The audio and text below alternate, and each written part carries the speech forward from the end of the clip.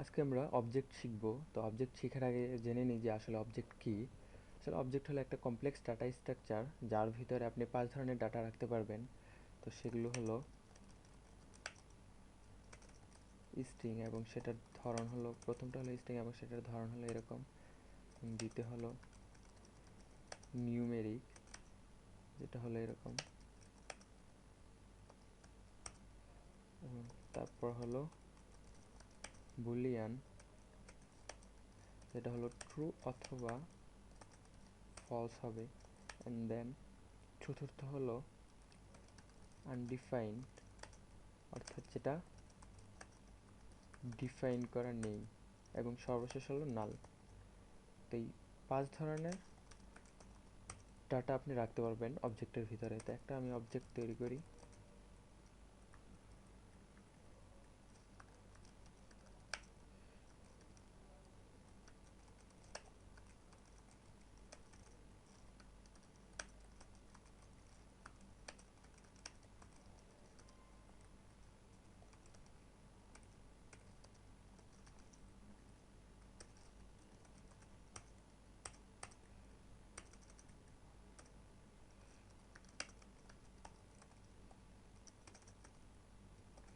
এখন আমি যদি মজিলা ওপেন করি, এটা রান করাই, তাহলে কী হয় দেখি তো একটু।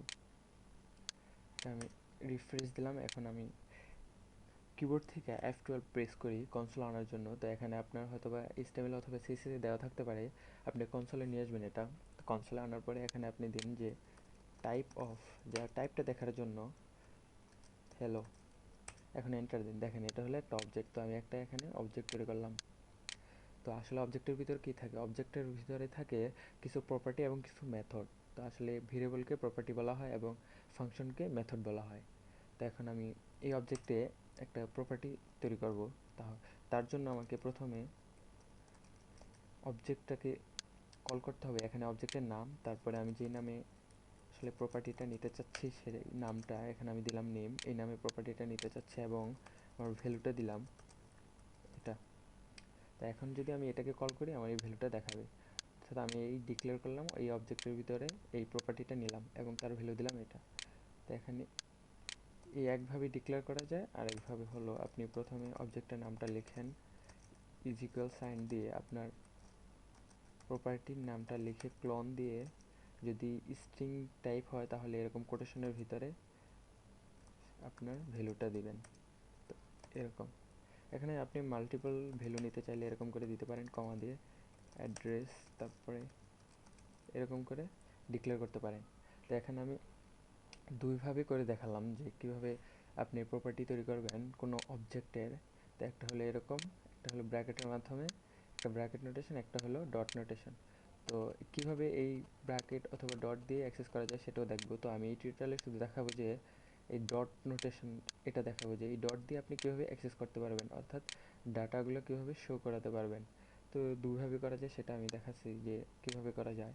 প্রথমে ধরেন যে আমি একটা হ্যালো নেম, অথবা ডাইরেক্টলি যেহেতু দুটোটা দেখাবো সেহেতু এই জায়গায় দিই প্রথমে নেম,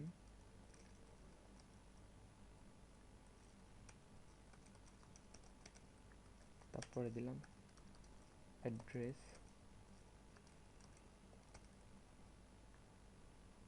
তো আমার দুইটা এখানে প্রপার্টি আছে। তো এখন আমি আমার এগুলো যদি আমি অ্যাক্সেস করতে চাই তাহলে আমি দুই সিস্টেমে করতে পারি। তো সেটা আমি কনসোলে দেখাচ্ছি যে কীভাবে করতে পারি। তো প্রথম আমি এখানে একটা রিফ্রেশ দিই।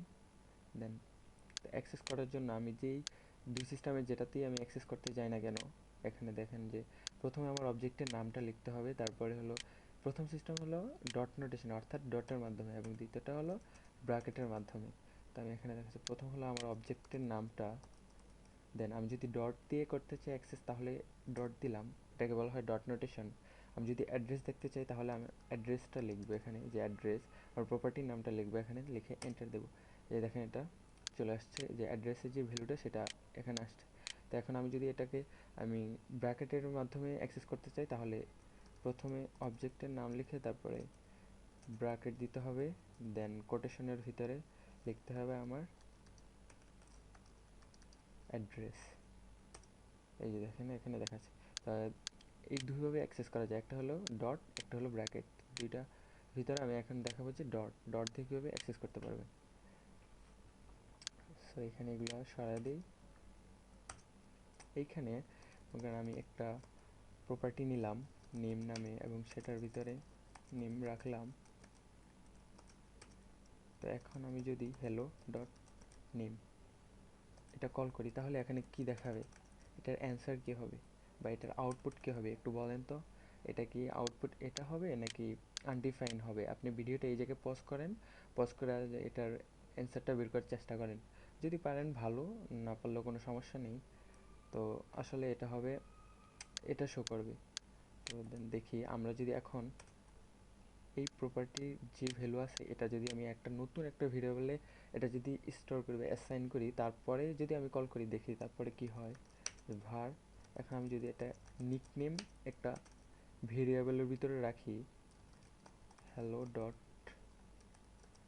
নেম, এখন এখানে কি হচ্ছে, এখানে হলো প্রথম আপনার অবজেক্ট, এখানে আমি তৈরি করলাম একটা অবজেক্ট তৈরি করলাম, অবজেক্টের তারপরে এখানে প্রপার্টি তৈরি করলাম নেম।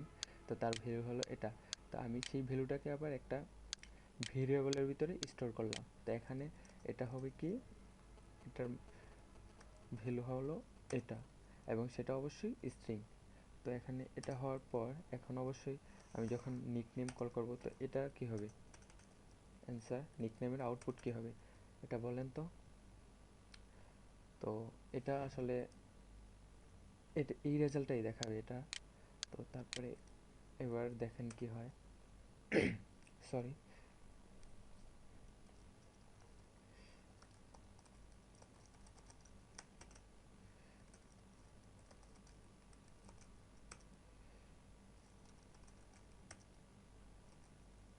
এবার বলেন যে এই নিকনেম কি আউটপুট দেখাবে। এটা কি এটা দেখাবে, না এটা দেখাবে, না আনডিফাইন্ড দেখাবে। তো দেখি, চলেন কনসোলে দেখি কি দেখায়। এটাও আছে। এখন আমরা কল করব নিকনেমকে, যে আসলে কি দেখাবে। এখানে একটা রিফ্রেশ দিতে হবে, দেন নিকনেমকে কল করি।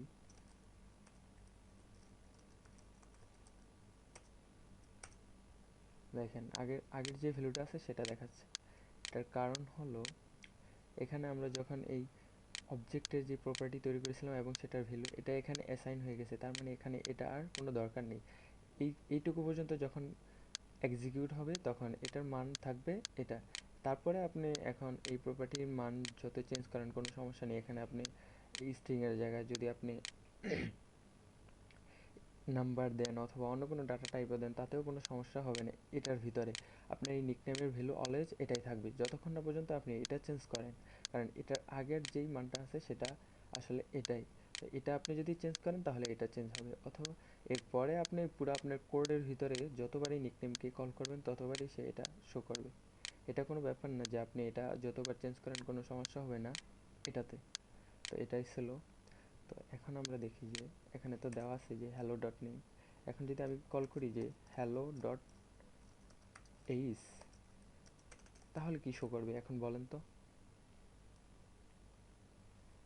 তো আসলে এটা দেখি আমরা যে কনসোলে লিখে যে এটা কি শো করে। এখানে রিফ্রেশ দেই, রিফ্রেশ দেওয়ার পরে এখানে অবজেক্টের নাম, তারপরে একটা প্রপার্টি আমরা কি দেখেছিলাম এইজ। এখন যদি এন্টার দিই অবশ্যই আসলে দেখেন তো এখানে এই প্রপার্টিটা আছে কিনা এইজ নামে। আমরা তো এখানে কল করতেছিলাম যে এই হ্যালো ডট এইজ, তাহলে এটা কি শো করতে পারে একটু দেখান তো। আমরা তো এটা কোনো জায়গায় আগে ডিক্লেয়ার করি নাই এটার মান। অবশ্যই আনডিফাইন্ড হবে, এই যে এন্টার দিন দেখুন এই যে আনডিফাইন্ড। সো আজকে এই পর্যন্তই, ভালো থাকবেন, পরবর্তী টিউটোরিয়ালে আবার দেখা হবে। ধন্যবাদ।